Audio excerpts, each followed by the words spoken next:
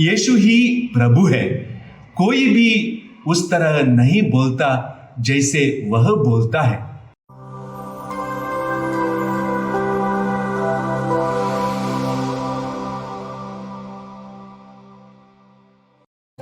सबों को जय यीशु। क्रिस्त में मेरे भाई और बहनों, आज का सुसमाचार संत यूहन्ना अध्याय 7 पद संख्या 40 से 52 तक लिया गया है।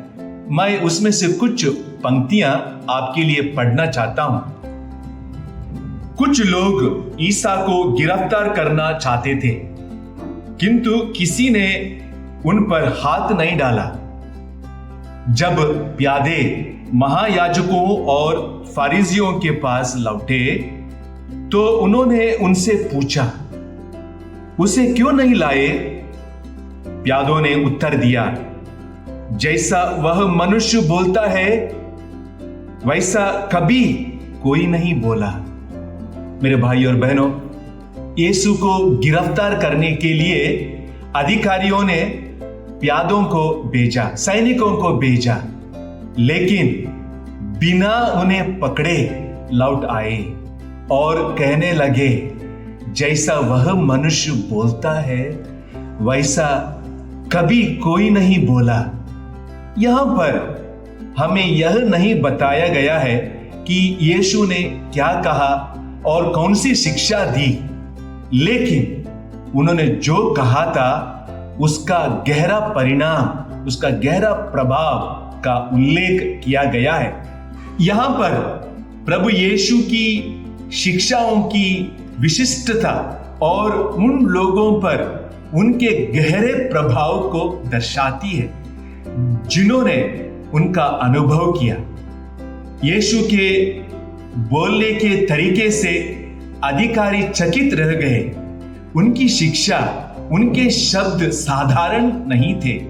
उनके पास अधिकार, बुद्धि और गहराई थी जो उन्होंने पहले सुनी किसी भी चीज से भिन्न थी। संत मत्ती के सुसमाचार में अध्याय 7 पद संख्या 29 में हम देखते हैं, जब प्रभु यीशु सभागृह में शिक्षा दे रहे थे तब उनका उपदेश समाप्त हुआ तो वहां उपस्थित लोग उनकी शिक्षा सुनकर आश्चर्यचकित हुए थे, क्योंकि वे उनके शास्त्रियों की तरह नहीं बल्कि अधिकार के साथ शिक्षा दे रहे थे।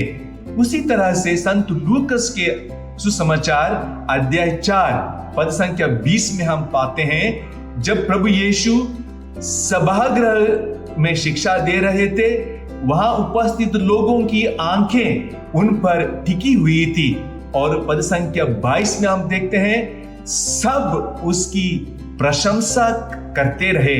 वे उनके मनोहर शब्द सुनकर अचंभे में पड़ जाते थे। यीशु ही प्रभु है।